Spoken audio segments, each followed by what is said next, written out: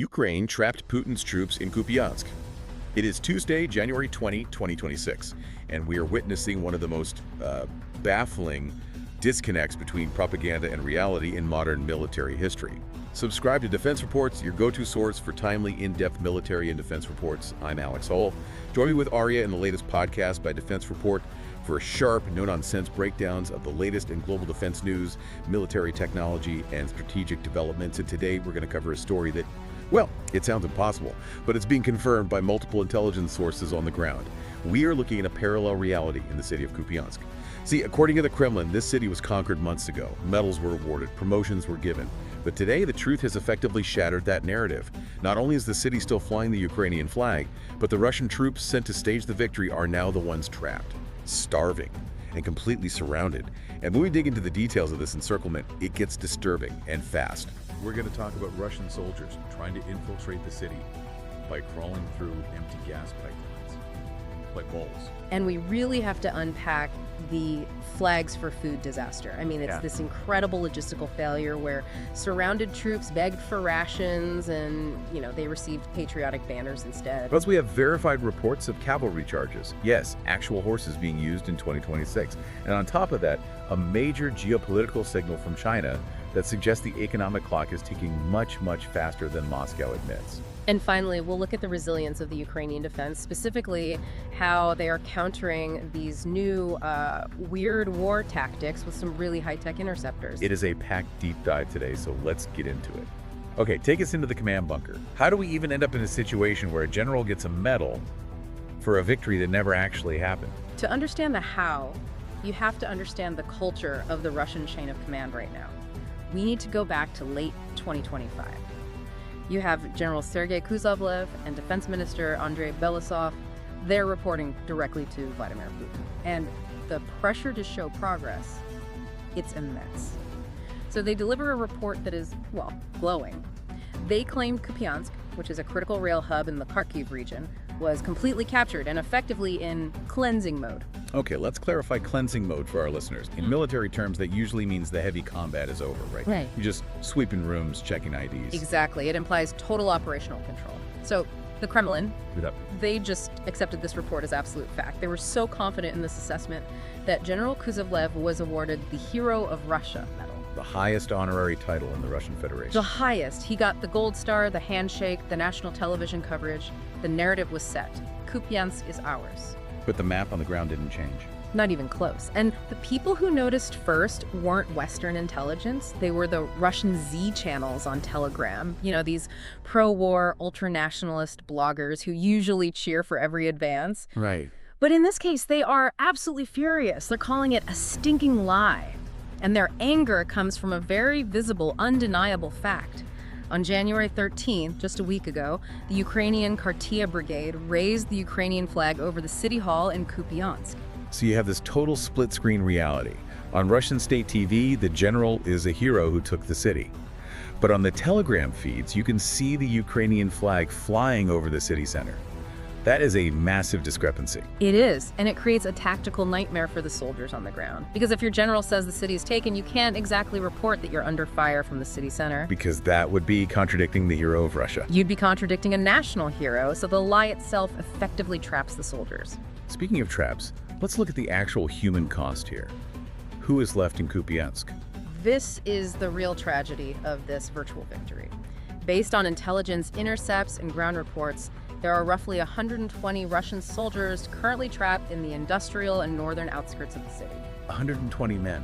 How do we even get to that number? Is it a hard count? It's an estimate, but a good one. Ukrainian intelligence monitoring the sector has picked up about 40 active Russian radio call signs in that specific pocket. And standard operating procedure in these ad hoc groups is usually one radio for every 3 or 4 men. So that gives you the estimate of roughly 120. And what's their status? Are they dug in or? They're encircled. They are in what we call a gray zone. Okay, break that down for us. What does gray zone mean in this specific tactical context? It means they're in a lethal limbo. They're cut off from their own supply line, so they aren't safe in Russian territory.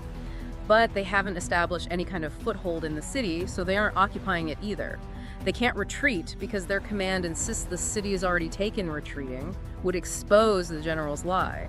But they can't advance because the Ukrainian 116th Mechanized Brigade and the Kurtia Brigade are basically hunting them. So they're pinned by their own propaganda as much as they are by enemy fire. If they're cut off, the immediate priority has to be logistics. Food, water, ammo.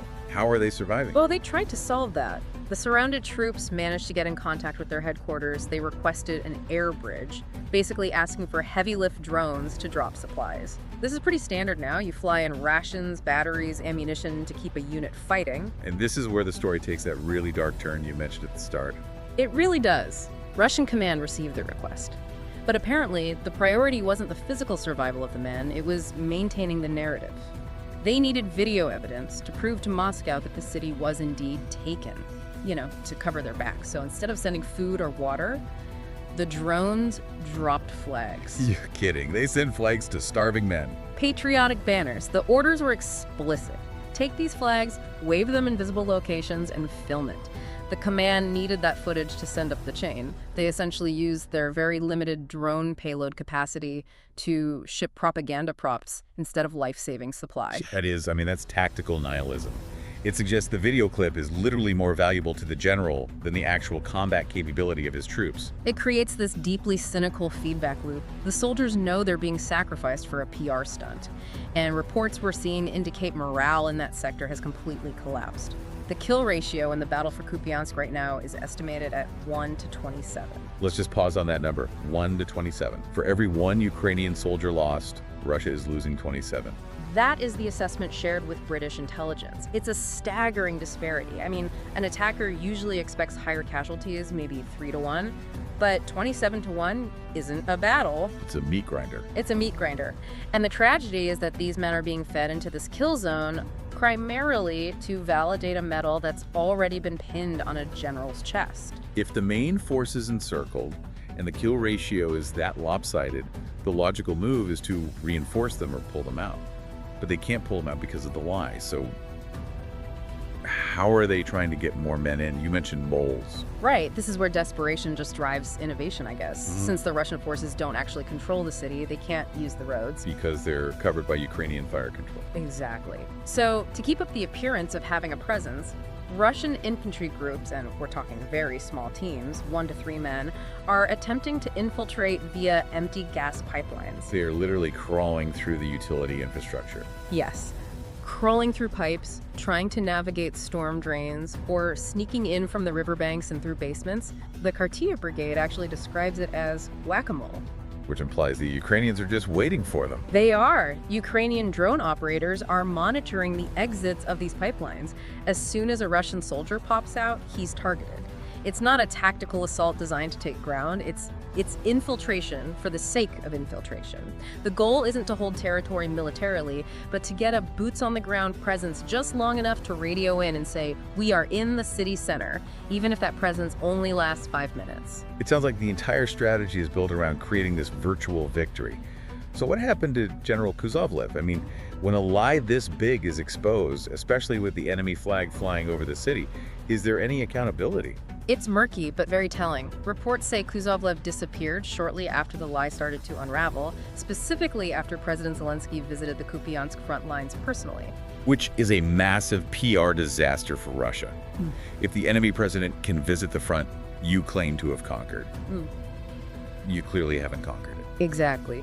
Zelensky got within 2 kilometers of the combat zone. That visit made the Russian claim of total control look completely ridiculous. So Kuzovlev vanished from public view for a bit, likely to weather the storm, but then he reappeared. And here's the key. He didn't retract the claim. He essentially doubled down. It seems that in the current Russian military culture, admitting a mistake to Putin is more dangerous than getting your men killed. You just stick to the lie until the bitter end. It's a terrifying way to run a war. But looking through these reports, gas pipes aren't the only anachronistic or just plain strange tactic we're seeing in 2026. You flagged something about cavalry? I did, yeah. This comes from the Huli Dipole direction. We have verified reports of Russian troops attempting assaults using horses. Okay, just so we're clear, we aren't talking about ceremonial guards or, transport way behind the lines. We are talking about combat operations. Combat operations. No, it's not a Napoleonic charge with sabers drawn. It's soldiers operating in pairs on horseback. What's the tactical logic there? Is there any advantage to a horse in the age of thermal imaging and FPV drones? There is a slight logic, I suppose, regarding mobility in very specific terrain. A horse can move faster than a foot soldier across rough, muddy ground, and it doesn't have the engine noise or the massive heat signature of a tank engine, which just lights up on thermal sights. But a horse is still a large, warm target. It is, and it has zero armor. Mostly, this just highlights a severe lack of mechanized equipment in that sector. I mean, if you are sending men on horses against machine guns and FPV drones, it means you have run out of APCs. You are scraping the bottom of the barrel for mobility solutions. It feels like a total collision of eras. You have horses on the ground, but then you look at the air war, and the technology is evolving incredibly fast. I'm seeing mentions here of fiber optic drones. This seems to be the new threat. Break that down for us. Why is a wire better than wireless? It all comes down to electronic warfare, or EW. For the last few years, the main defense against drones has been jamming blasting radio waves to sever the connection between the pilot and the drone. Well, Russia has started deploying drones that trail a thin, physical fiber optic cable behind them. Like a really long fishing line that carries data? Exactly. And because it's a physical hardline connection, you can't jam it. No amount of radio interference will stop it. This makes them immune to standard electronic countermeasures. They've been using these to hit supply trucks and logistics well behind the lines with pinpoint accuracy because the video feed is crystal clear and unjammable. That sounds like a nightmare for defenders who rely on jammers. How is Ukraine countering that? By taking the fight directly to the drone, we're seeing the rise of interceptor drones. The Ukrainian Sting drone is a prime example. We have a report here of a Sting successfully downing a Russian Shahed drone. And the Shahed is a much larger loitering munition, right? Usually used for long-range strikes on cities. Much larger. And this wasn't a standard propeller one. It was jet-powered. And get this, equipped with an R-60 air-to-air missile. Wait, the drone had an air-to-air missile, so we're actually witnessing full-on drone-on-drone dogfights now? We are. The zero line, the contact zone, it's no longer just trench to trench. It's an aerial duel extending for kilometers back. And Ukraine is proving incredibly adaptable here. They're developing these interceptors faster than Russia can change its tactics. It's a testament to their engineering agility under immense pressure. It seems like every innovation gets a counter-innovation within weeks. But there's one area where innovation is just reckless endangerment. Yeah. We have to talk about the Zaporizhzhia nuclear power plant. What's the latest on these nuclear shield tactics? It's a situation of just extreme tactical nihilism. We have visual confirmation that Russian forces are staging military equipment directly on the roofs of the reactor buildings. They're hiding antennas and firing points up there. So they're betting that Ukraine won't return fire because of the radiation risk. Precisely. They know Ukraine cannot strike a reactor building without risking a radiological catastrophe that would affect all of Europe.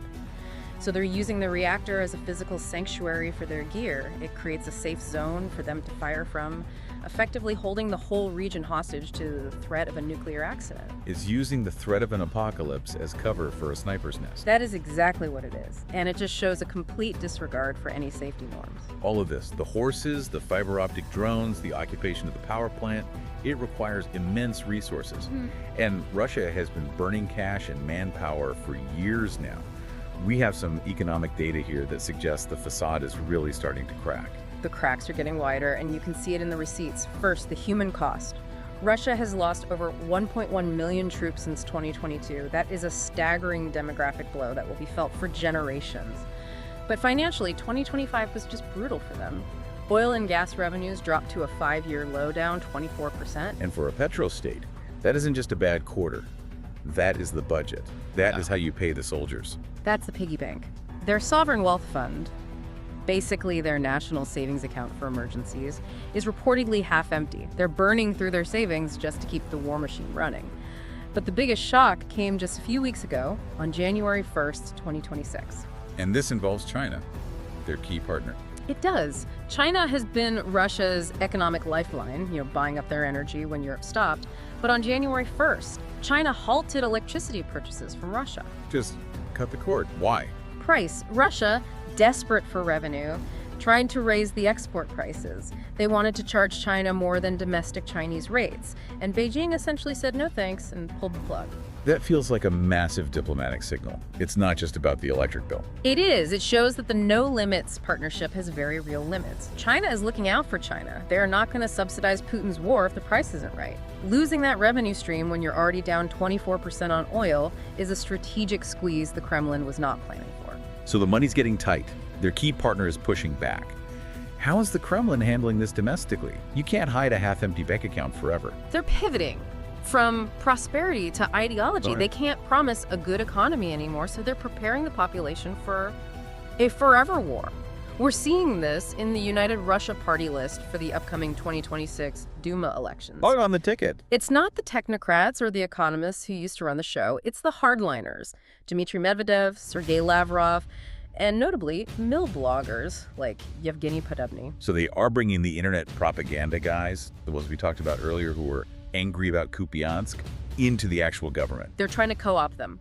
By putting these figures front and center, Putin is signaling that the war isn't some temporary operation. It is the new state identity. They're moving away from civilian governance to a militarized ideology where victory, even a fake one like in Kupiansk, is the only thing that matters. So that's Russia digging in. What about Ukraine? We are entering another year of this. Is the public resolve holding up, or is fatigue finally setting in? It's the question everyone asks. But the data from December 2025 is very clear. A poll showed that 75% of Ukrainians reject any peace plan that would require withdrawing from the Donbass without security guarantees. That's a supermajority, 3 out of 4 people. It is. And 63% said they're willing to endure the war as long as necessary.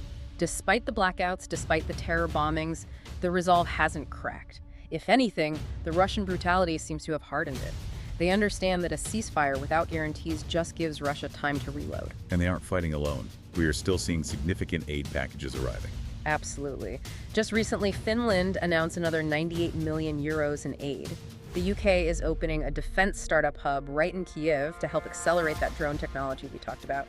And Poland is considering a very significant move, sending their MiG-29s that are scheduled for retirement. Those MiGs would be a huge boost for the Air Force. They would. Instead of scrapping them or putting them in a museum, Poland is looking to put them back in the fight. It shows that Europe understands the stakes. If Ukraine falls, that whack-a-mole warfare, those weird hybrid tactics, they move closer to their own borders. Supporting Ukraine isn't just charity, it's a security investment for the entire continent. So, pulling this all together, we have the lies in Kupiansk, the desperate tactics like horses and gas pipes, and this economic squeeze from China. What is the big picture here? The picture is of a Russian war machine that is dangerous, but deeply, deeply dysfunctional. They're running on inertia and the hope that they can simply outlast the West. But the Kupiansk story exposes a very brittle system. When you have generals sending flags to starving men because they're afraid to tell the truth to the president, you have a command structure that is fundamentally broken. It's disconnected from reality. It's a system built on sand, or in this case, built on a lie about a city they don't control. Exactly. And that brings us back to the mission of today's deep dive. We wanted to show you the disconnect. You have the propaganda, the flags, the medals, the maps in the Kremlin, and then you have the reality, the encirclement, the gas pipes, that 1-to-27 kill ratio. It is a stark reminder to always verify the headlines coming out of Moscow. They're fighting a war for the map, while Ukraine is fighting the war on the ground. And here's a final thought to chew on. Russian commanders are now creating virtual victories just to please Putin. They're sending men to die in gas pipes just to validate a lie. If the Kremlin is making strategic decisions based on a war that only exists in their imagination, based on maps that are just plain wrong, what happens when reality finally crashes the gates? You can't fight a real war with virtual armies. Eventually, the math catches up with you, and right now the math is not on their side. A sobering thought. Reality always has the final say. That's all we have time for today. You've been listening to Defense Report by Alex Signeria, where we analyze the latest in military strategy, global defense, and advanced weaponry. Subscribe to Defense Reports, your go-to source for timely, in-depth military defense reports. We'll catch you next time.